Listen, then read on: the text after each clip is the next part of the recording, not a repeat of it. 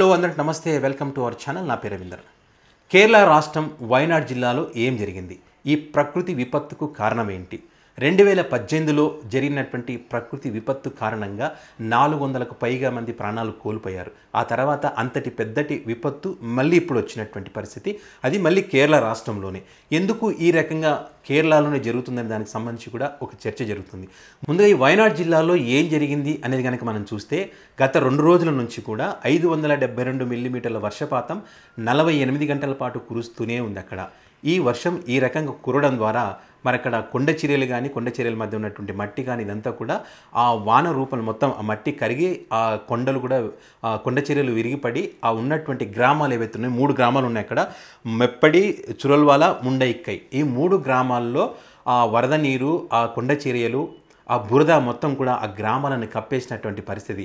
అది కూడా ఎప్పుడు రాత్రి 2 గంటల ప్రాంతంలో అందరు గాఢ నిద్రలో ఉండగా ఈ సంఘటన జరిగింది. తెల్లవారుజామున 6 గంటల వరకు ఈ బీభత్సం జరిగింది. 3 సార్లు కొండ చర్యలు విరిగిపడి అక్కడ ఉన్నటువంటి ఆ ఇళ్లను మొత్తం కప్పేసినటువంటి పరిస్థితి. మరి ఈ కొండ చర్యలు, ఈ బురద ఇదంతా పడడం ద్వారా అక్కడ 133 మంది ప్రాణాలు కోల్పోయారు, 128 మంది గాయాల పాలయ్యారు, 600 మంది గల్లంతయ్యారు. ఈ 600 మంది కూడా అస్సాం, పశ్చిమ బెంగాల్ ప్రాంతాల నుంచి ఇక్కడ తోటలో పనిచేయడానికి వచ్చినటువంటి వ్యక్తులని వాళ్ళు చెప్తా ఉన్నారు. ఈ 600 మంది ఇంతవరకు ఆచూకీ లభించలేదు. 480 మందికి పైగా మరి ఆ రెస్క్యూ టీం వాళ్ళని కొంతమందిని కాపాడి, ఈ 600 మంది కాకుండా సపరేట్గా 480 మందిని ఆ రెస్క్యూ టీం కాపాడి, ఆ బురదలో ఉన్నటువంటి వ్యక్తులను కాపాడి సురక్షిత ప్రాంతాలకు చేర్చినటువంటి పరిస్థితి.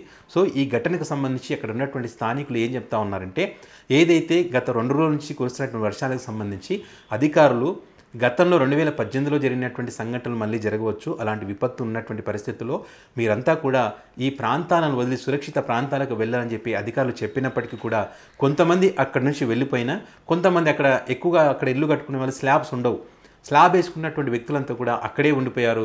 మాకు ఈ వరదలు వచ్చినా, వర్షం వచ్చినా ఏం కాదని చెప్పినటువంటి పరిస్థితిలో కొంతమంది వెళ్ళి ప్రాణాలు కాపాడుకుంటే, కొంతమంది ఇక్కడే మూర్ఖంగా ఉండి వాళ్ళ ప్రాణాలు పోగొట్టుకున్నారని చెప్పి వాళ్ళు బాధపడుతున్నటువంటి పరిస్థితి.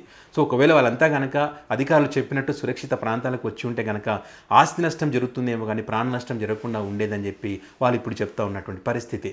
సో ఈ రకంగా ఏదైతే రాత్రి నుంచి కురిసినటువంటి వర్షాలకు కానివ్వండి, బురద కానీ, ఇవంతా వీటన్నిటికి సంబంధించి వేల మంది ఆ బురదలో, ఆ ఇళ్లలో ఉండిపోవాల్సిన పరిస్థితి వచ్చింది. వాళ్ళంతా కూడా ప్రాణాలు కాపాడండి అని చెప్పి ఆర్తనాదాలు వినిపిస్తున్నాయి. వాళ్ళంతా వాయిస్ మెసేజ్లు కూడా వేరు వేరు ప్రాంతాల వారికి పంపిస్తున్నారు. వాళ్ళ కుటుంబ సభ్యులకు చేరవేస్తున్నారు. మేము పలానా ఇంట్లో ఉన్నాం, మమ్మల్ని కాపాడమని చెప్పండి, బతుకుతామో లేదో మాకు భయం వేస్తుందని చెప్పి వాళ్ళు వాయిస్ మెసేజ్లు పెడుతున్నటువంటి పరిస్థితి మనం చూసాం. 2018కి సంబంధించి కూడా మరి కేరళకు సంబంధించి ఒక సినిమా కూడా తీశారు. ఆ నీళ్ళల్లో ఉండి గొంతు దాకా నీళ్ళు వచ్చేటువంటి ఘటనలు ఉంటాయి కదా, అచ్చు అలాంటి పరిస్థితులే మళ్ళీ ఇప్పుడు కేరళ వైనాడ్ ప్రాంతంలో జరుగుతున్నటువంటి పరిస్థితి.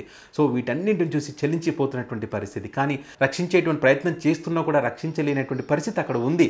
ఎందుకంటే ఇప్పుడు అక్కడికి వెళ్ళాలన్నా అనుకున్నటువంటి బ్రిడ్జిలన్నీ కూలిపోయినాయి, కాపాడదామంటే బురద అంతా, చీకట్లో ఏం చేయలేనటువంటి పరిస్థితి.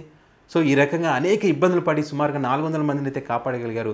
ఇంకా అందరినీ కాపాడేటువంటి ప్రయత్నం రెస్క్యూ టీం, వీళ్ళ ఆర్మీ టీం కానీ ఇవంతా కూడా అక్కడ అనేక టీములు అక్కడికి వెళ్ళి వాళ్ళని రక్షించేటువంటి ప్రయత్నం చేస్తూ ఉన్నారు. ఏదో ఒక వ్యక్తి అయితే పాపం రాత్రి అంతా కూడా అక్కడ కొట్టుకొచ్చి, ఒక వరదలో కొట్టుకొచ్చి తన ప్రాణాలు కాపాడుకోవడానికి ఆర్ధనాదాలు చేస్తూ కాపాడండి కాపాడండి అని అరుస్తూ ఉంటే, అతని కళ్ళము కనిపిస్తూ ఉన్నా కూడా, కంటికి దూరాన్ని కనిపిస్తూ ఉన్నా కూడా కాపాడలేనటువంటి పరిస్థితిలో మరి అక్కడ ఉంది. ఎందుకంటే అక్కడికి వెళ్ళలేనటువంటి పరిస్థితి. సో అక్కడ ఉన్న వాళ్ళైతే అతని యొక్క వీడియోని చెప్పి, అతని ఆర్ధనాదాలను వీడియో తీసి పెద్ద ఎత్తున సర్క్యులేట్ చేయడం వల్ల మరి అధికారులు స్పందించి ఒక రెస్క్యూ టీం అక్కడికి వెళ్ళి తీసుకొచ్చి సురక్షిత ప్రాంతానికి చేర్చినటువంటి పరిస్థితి. ప్రాణ భయంతో అల్లాడిపోయాను, నేను బతుకుతానో లేదనేటువంటి అనుమానం కూడా నాకు ఉండేది. నన్ను కాపాడినందుకు అందరికీ చేతులెత్తి మొక్కినటువంటి సంఘటనలు కూడా మనం ఈరోజు చూస్తూ ఉన్నాం. ఇదే కాదు, ఇక్కడ ఉన్నటువంటి నది చెలివారి నదిలో 28 మృతదేహాలు నీటిపైన తేలియాడుతూ కనిపిస్తున్నటువంటి సంఘటనలు కూడా అక్కడ ఉన్నాయి. కొన్ని వాటికి తలలు లేక, కొంతమంది చేతులు లేక, కొంతమంది కాళ్ళు లేక, రకరకాలుగా కనిపిస్తున్నటువంటి ఆ ఘటనలు చూసి కన్నీరు మున్నీరుగా వెలిపిస్తున్నటువంటి పరిస్థితి.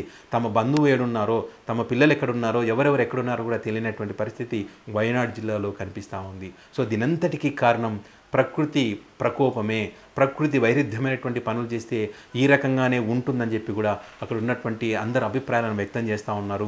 కాబట్టి మన పర్యావరణాన్ని మనం కాపాడుకోవాలి, తద్వారా మనం కూడా మనం కాపాడుకున్న వాళ్ళు అవుతామని చెప్పి కూడా అందరూ చెప్తున్నటువంటి పరిస్థితి. ఏదేమైనా కూడా వరుసగా కేరళలో ఇలాంటి సంఘటనలు జరుగుతున్నటువంటి పరిస్థితి మనం చూస్తూ ఉన్నాం. ఏదేమైనా కూడా ఇలాంటి విపత్తులు జరిగినప్పుడు ప్రతి భారతీయుడిగా మనం స్పందించాల్సినటువంటి అవసరం ఉంది. వారందరికీ మనం చేదోడు వాదోడుగా ఉండి మేము ఉన్నామన్నటువంటి ఒక భరోసా కూడా మనం కల్పించాల్సినటువంటి అవసరం అయితే ఉంది. ప్రాణ నష్టం జరిగితే తీసుకురాలేం, కానీ ఆస్తి నష్టం జరిగితే మరి వాళ్ళకి ఎంతో కొంత వాళ్ళ ఆకలి తీర్చేటువంటి బాధ్యతను మన ప్రతి భారతీయుడు తీసుకోవాలి. మన గతంలో 2018లో ఏ రకంగా అయితే వాళ్ళని ఆదుకున్నామో ప్రతి భారతీయుడు అండగా నిలబడ్డారో ఈసారి కూడా మరి అక్కడ నష్టం జరిగినటువంటి వాళ్ళందరికీ కూడా మనం ఎంతో కొంత సాయం చేసినటువంటి అవసరం ఉంది. అది దృష్టిలో పెట్టుకొని సాయం చేస్తూ మన ప్రాంతాల్లో కూడా మన ప్రకృతిని మన అటవీని మనం కాపాడుకునేటువంటి ప్రయత్నం చేద్దాం. దీనికి సంబంధించి ప్రతి ఒక్కరు కూడా ఇలాంటి సంఘటనలకు సంబంధించి మనం అవేర్నెస్ తీసుకురావాల్సినటువంటి అవగాహన కల్పించాల్సినటువంటి అవసరం ఉంది. ఈ రకంగా కనుక మనం చేస్తూ పోతే ఇలాంటి ఘటనలు జరుగుతాయని చెప్పి ప్రతి ఒక్కరికి చెప్తూ మన సమాజాన్ని మన దేశాన్ని మనం కాపాడుకోవాల్సిన బాధ్యత ప్రతి భారతీయుడి పైన కూడా ఉంది. ఇది వయనాడ్ జిల్లాలో జరిగినటువంటి వాటికి సంబంధించి మరి ఎవరైతే చనిపోయిన వారి ఆత్మలకు శాంతి కలగానే భగవంతుడు మనస్ఫూర్తిగా కోరుకుందాం. ఇంకా ఎవరైతే ఉన్నారో ప్రాణాలతో ఉన్నారని చెప్తున్నారు వాళ్ళంతా కూడా సురక్షితంగా బయటికి రావాలని కూడా ఆ భగవంతుని ప్రతి ఒక్కరు ప్రార్థించండి, వాళ్ళకి అండగా నిలబడదాం.